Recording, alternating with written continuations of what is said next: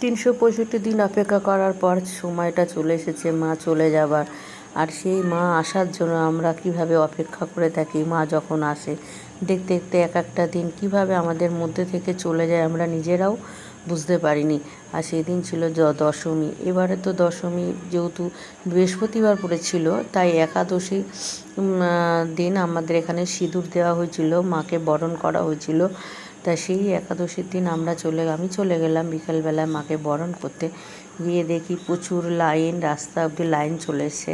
সেই রাস্তায় লাইনে দাঁড়িয়ে থাকতে থাকতে আস্তে আস্তে মায়ের কাছে পৌঁছালাম। প্রায় 3 ঘন্টা মতো লাইনে দাঁড়িয়ে, কিন্তু একটা আনন্দও হচ্ছিল, দাঁড়িয়ে কষ্টও হচ্ছিল যে মাকে বরণ করব, মাকে সিঁদুর পরাবো। এই আনন্দটাই সারা বছরের জন্য অপেক্ষা করে থাকি, মা কখন আসবে আমাদের মধ্যে।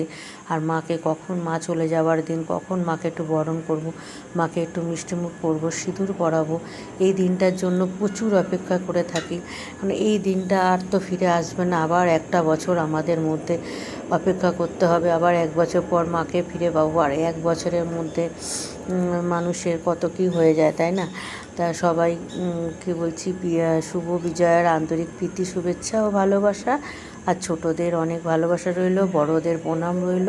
আর ভিডিওটা অনেক দেরি করে ছাড়লাম, কেন সময় পাইনি এডিটিং করতে। আর সত্যি কথা বলতে আমার শরীরটা এত খারাপ, তার মধ্যে লক্ষ্মী পুজো গেল, লক্ষ্মী পুজো হয়েছিল বাড়িতে, একটু ছোট করে নিজেই পুজো করলাম, সেই ভিডিওটাও এখনও দিতে পারিনি।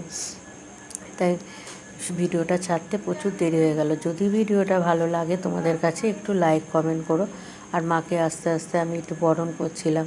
আর বরণ করতে গেলে মনটা খুবই খারাপ হয়ে যায়। জানি না, যদি কোনো ভুল ত্রুটি হয়ে থাকে সবাই একটু বলো যে কেমন কী ভুল করেছি, বরণ করতে গেলে আর কী করতে লাগে।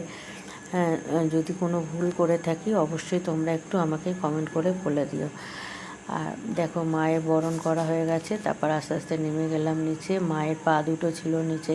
মা যেহেতু অনেক বড় ছিল, মই লাগানো, সিঁড়ি লাগানো, বুঝতেই পারছো, তার উপরে উঠেই মাকে বরণ করতে হয়েছে। এবারে নিচে নেমে তার সাথে এবার মায়ের সন্তানরা ছিল, কার্তিক, গণেশ, লক্ষ্মী, সরস্বতী, তাদেরকেও একটু মিষ্টিমুখ করালাম, সাথে তাদের সবাইয়ের আশীর্বাদ করলাম। আর মা চলে যাওয়ার পর তো তার পরেই কিছুদিন পরেই চলে আসে আমাদের মা লক্ষ্মী।